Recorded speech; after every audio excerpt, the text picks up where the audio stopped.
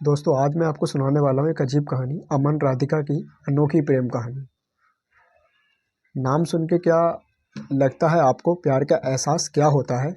तो चलिए आज हम आपको बताते हैं प्यार का एहसास का मतलब क्या होता है। ये कहानी एक रईस परिवार की लड़की जिसका नाम राधिका है और दूसरी एक और मध्यम परिवार का लड़का जिसका नाम अमन है। दोनों एक दूसरे से बहुत अलग हैं, लेकिन क्या उन्हें एक दूसरे से प्यार हो पाएगा? चलिए जान लीजिए। पर आप खुद ही राधिका बचपन से एक आलीशान घर गाड़ी और रहन सहन में पली बड़ी है। वह अमन बचपन से अपने परिवार को संघर्ष करता देख बड़े होते होते उससे अपनी जिम्मेदारी का एहसास होने लगा था। ज़्यादा पैसे ना होने के कारण से वो ज़्यादा पढ़ लिख ना सका। वहीं दूसरी तरफ सब कुछ होने के बाद भी राधिका को पढ़ने लिखने का मन नहीं होता था। वक्त के साथ साथ दोनों बड़े हुए, अपने अपने शहन शहन रहन सहन से एक और अमन के छोटे से कार कंपनी में काम करने लगा। वहीं दूसरी ओर राधिका अपनी ज़िंदगी घूमने मस्ती में बिताने लगी। एक दिन आया जब दोनों का एक दूसरे से सामना हुआ। वो कुछ इस तरह हुआ कि एक दिन अमन एक कार का टेस्टिंग करने निकला था, वहीं राधिका अपने दोस्तों के साथ कार में घूमने निकली थी। थोड़ी दूर जाके राधिका की गाड़ी खराब हो गई और उसी वक्त अमन ने देखा कि कोई वहाँ लिफ्ट मांगते हाथ दिखा रहा है। अमन गाड़ी साइड में कर उतर के राधिका की ओर फिर गया। देखा कि उसे राधिका देख रही थी, पूछने लगी, क्या आप हमें थोड़ी दूर तक छोड़ सकते हैं? अमन उसकी बातों को सुन के चुप चुप गाड़ी को ठीक कर दिया और गाड़ी चेक करने लगा। ये देख राधिका को अच्छा नहीं लगा कि वो किसी से पूछ रही और अमन जवाब नहीं दे रहा। अमन कुछ देर बाद बिना किसी से कुछ कहे चले जाता है। ये देख राधिका को कुछ समझ नहीं आया। तभी पीछे से आवाज़ आती है, राधिका गाड़ी चालू हो गई, आजा। ये राधिका सुनकर शुक्रिया करने जाती जब तक अमन निकल चुका था। राधिका फिर गाड़ी में बैठ चली गई। एक दिन आया जब राधिका का जन्मदिन था। वो हर साल की तरह अपने परिवार के साथ मंदिर गई। वहां उसने अमन को फिर से देखा। वो देखते ही उसके पास गई, उससे उस दिन के लिए शुक्रिया कहने लगी। ये सुन अमन ने उससे देखा, मुस्कुरा दिया। ये देख राधिका ने अमन से पूछा, क्या तुम बोल नहीं सकते? उस दिन भी मैंने पूछा था, तब भी कुछ नहीं बोले। आज भी जब मैं कुछ पूछ खुद आई हूँ तुम्हारे पास तुम्हें शुक्रिया कहने के लिए, आज भी बस मुस्कुरा दिए और कहा नहीं। फिर अमन ने कहा, कुछ कुछ मुझे देर हो रही थी, लेकिन मैं वहाँ तुम्हें देखा कि तुम लिफ्ट मांग रहे थे, इसलिए मैंने गाड़ी रोक के तुम्हारी गाड़ी ठीक करने चला गया। फिर दोनों के बीच बातें चलने लगी। फिर अमन को देर हो रही थी तो अमन ने कहा कि अब मुझे जाना होगा, मुझे ऑफिस के लिए लेट हो रहा है। जाते जाते अमन ने उससे दोस्ती का हाथ बढ़ाया, कहा, क्या हम दोस्त बन सकते हैं? ये सुन राधिका ने कहा, मुझसे दोस्ती?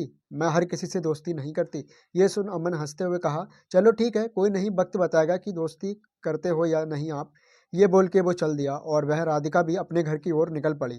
कुछ दिनों बाद राधिका और अमन एक मॉल में मिलते हैं। अमन देख राधिका से पूछता है, तुम यहाँ कैसे? राधिका देखते हुए, बस यही घूमने के लिए आई हूँ, तुम्हारा आज ऑफिस नहीं है जो यहाँ आए हो? अमन ने कहा, आज बस जल्दी काम खत्म हो गया था तो सोचा थोड़ा घूम लूँ। फिर दोनों एक कैफ़े में गए और बातें करने लगे। राधिका ने अमन से कहा, अपने बारे में बताओ कुछ। अमन हंसते हुए कहने लगा, मैं क्या बताऊँ अपने बारे में, मेरा तो बस एक सादा ज़िंदगी है जहाँ रोज़ सुबह ऑफिस जाता हूँ और शाम को घर को आ जाता हूँ, कुछ काम कर लेता हूँ, बस फिर खा के सो जाता हूँ, फिर वहीं फिर से। फिर अमन ने पूछा, क्या करते हो तुम? ये राधिका सुन के हंसने लगी और कहा, मुझे कुछ करने की ज़रूरत नहीं नहीं पड़ती, बिना कुछ किए ही सब कुछ मुझे मिल गया है। फिर अमन ने कहा, अच्छा तो फिर मैं हम बहुत अलग हुए? ये सुन राधिका ने कहा, अलग तो हम फिर भी बहुत साथ बैठे हैं यहाँ। फिर अमन ने कहा, बैठी हूँ मतलब हम अलग तो हैं सिर्फ रहन सहन से, बाकी हम दोनों एक ही हैं। अगर तुम दिल से किसी के बारे में सोचोगे तो कोई तुम्हें अलग नज़र से नहीं देखेगा। ये सुन राधिका ने कहा, ये दिल कुछ नहीं होता। अमन सुन के मुस्कुराने लगा और कहा, ठीक है, जैसा तुम बोलो। फिर हर कुछ दिनों में दोनों मिलते रहे, बातें करते रहे, अपने घर चले जाते हैं। धीरे धीरे दोनों में बातें बढ़ने लगी और दोनों रोज मिलने लगे। अमन ऑफिस से निकल के मॉल चले जाता और वहाँ राधिका उसका इंतजार करती रहती। फिर एक दिन राधिका ने कहा कि मुझे एक पूरा दिन तुम्हारे साथ रहना है, देखना है कि क्या करते हो तुम पूरा दिन। फिर एक दिन अमन का छुट्टी था ऑफिस का, तो उसने राधिका को बुलाने के लिए बुला लिया। फिर अमन हमेशा की तरह पहले मंदिर गया, फिर वहाँ से आने के बाद मैदान गया जहाँ छोटे छोटे बच्चे खेल रहे थे। वहाँ अमन उनके साथ खेलने लगा। फिर कुछ देर बाद अमन वहाँ से आश्रम गया जहाँ वो हमेशा लोगों को खाना खिलाता, उनका कुछ देखभाल करता, फिर चले जाता। फिर वहाँ से निकलने के बाद अपने घर आया और अपने माँ को बिठा के घर का बचा हुआ काम किया। फिर रात हो गई और उसने राधिका को घर छोड़ दिया और कहा, ये रहता है मेरा छुट्टी का दिन और यही है मेरा आम जिंदगी का जीता हूँ।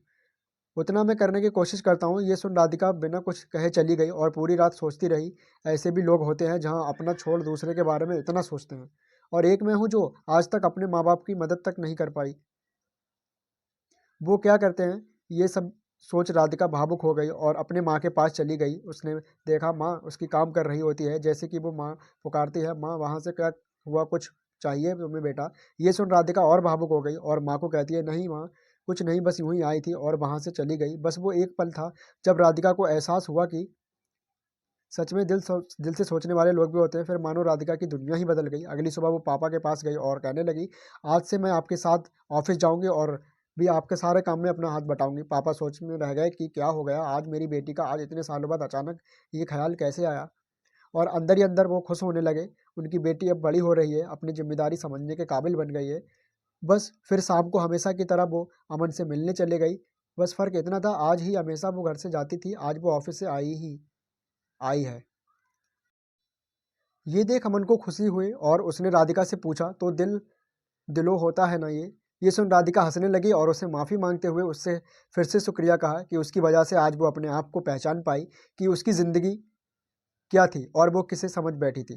तो अब आगे क्या बताऊं आपको, आगे का तो आपको समझ आ गया होगा कि क्या हुआ होगा इस कहानी में। हर कहानी की तरह दोनों को अंत में एक दूसरे से प्यार हो गया और दोनों एक दूसरे के साथ रहने लगे। अमन को एक साथी की ज़रूरत थी जो उसे समझे, प्यार करे, और राधिका को सच्चाई की एक जिम्मेदारी की ज़रूरत थी जो उससे अमन ने तो दिखा दिया। जाते जाते मैं आपको एक बात बताना भूल ही गया, दोनों एक दूसरे से मिले, बातें किए, घूमने चले गए एक एक दूसरे से साथ, लेकिन अभी तक दोनों ने एक दूसरे से अपना नाम नहीं पूछा। ना अमन ने कभी पूछा कि आपका नाम क्या है और ना ही राधिका ने अमन से पूछा कि तुम्हारा नाम क्या है। तो इस कहानी का अर्थ यही था कि किसी की पहचान जानना या पूछना जरूरी नहीं, जरूरी बस यही है कि आप बिना जाने कितना उस पर यकीन करते हो। राधिका एक ऐसी लड़की थी जिसे हमेशा से घूमने मस्ती करना